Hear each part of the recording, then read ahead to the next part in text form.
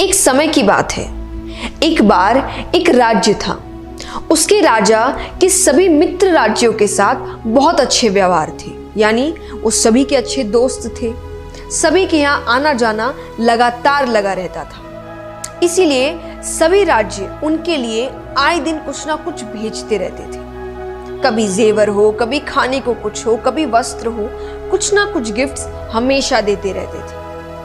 एक दिन उनके दरबार में एक विदेशी मेहमान आया और उसने जाते समय राजा की मेहमान नवाजी से खुश होकर राजा को एक पत्थर उपहार दिया, यानी गिफ्ट किया। राजा को वो पत्थर बहुत ही अच्छा लगा। उसने उस पत्थर की भगवान की मूर्ति बनाने का हुक्म दिया अपने मंत्री को। राजा उस मूर्ति को अपने राज मंदिर में लगवाना चाहते थे। राजा की अनुमति पाकर, परमिशन लेकर मंत्री एक कारीगर के पास जाता है। उसको पत्थर देकर कहता है कि इसकी एक अच्छी सी मूर्ति बनवा दो। ये काम 10 दिन के अंदर हो जाना चाहिए।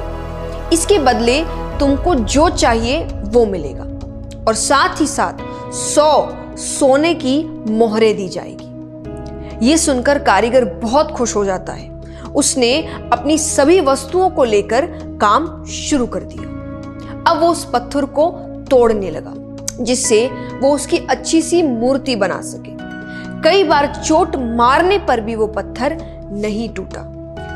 उसने उस पत्थर पर लगभग 50 चोट मारे। करता रहा पर वो पत्थर टूट नहीं रहा।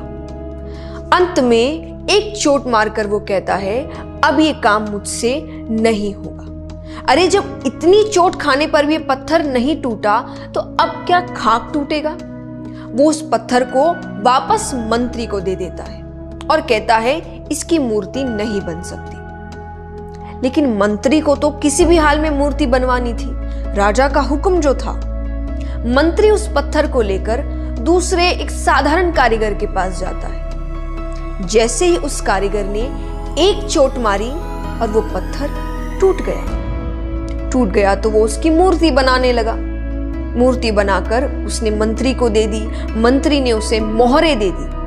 अब वो मंत्री जाते जाते एक ही बात सोच रहा था कि अगर उस पहले वाले कारीगर ने एक अंतिम प्रयास भी किया होता तो ये सोने की मोहरें उसकी होती। ये कहानी हमें क्या सिखाती है कि कई बार हम बहुत मेहनत करते हैं लेकिन फिर भी काम को अधूरा छोड़ देते हैं, ये सोचकर कि अगर अब तक नहीं हुआ तो आगे भी नहीं होगा। ये शायद मेरे लिए है ही नहीं, मेरी किस्मत में ही नहीं है, मुझसे होगा ही नहीं। पर असलियत में आपको बस एक बार और करने की जरूरत है, थोड़ी सी मेहनत और करने की जरूरत है, थोड़ा सा पेशेंस और रखने की जरूरत है। शायद जिस वक्त उस काम को छोड़ रहे हो उसकी अगली ही बार वो काम हो जाए, पर हम उसे छोड़ देते हैं, अपने गोल्स को छोड़ देते हैं, अपने सपनों को छोड़ देते हैं, अपनी जीत को छोड़ देते हैं।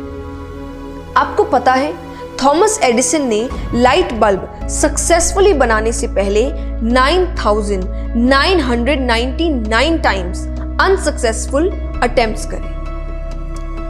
बहुत ही बड़ा नंबर है ये।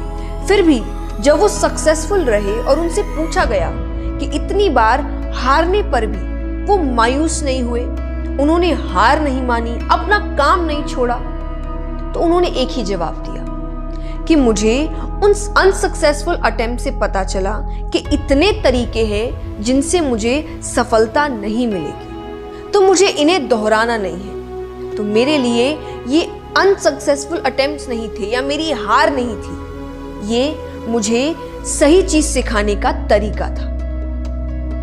तो ये कहानी भी आपको यही सिखा रही है कि जस्ट बिकॉज कुछ समय तक आपका काम नहीं हुआ तो इसका मतलब ये नहीं कि आप रुक जाए या हार मान ले, क्योंकि मेहनत अपना असर जरूर दिखाती है, किसी को जल्दी किसी को देर से, पर असर दिखाती है। तो हारो मत, बस मेहनत करते रहो, नए नए तरीके ढूंढते रहो जिससे आपका काम हो जाए, जिससे आपको आपके गोल्स मिल जाए, जिससे आप सक्सेसफुल हो जाए।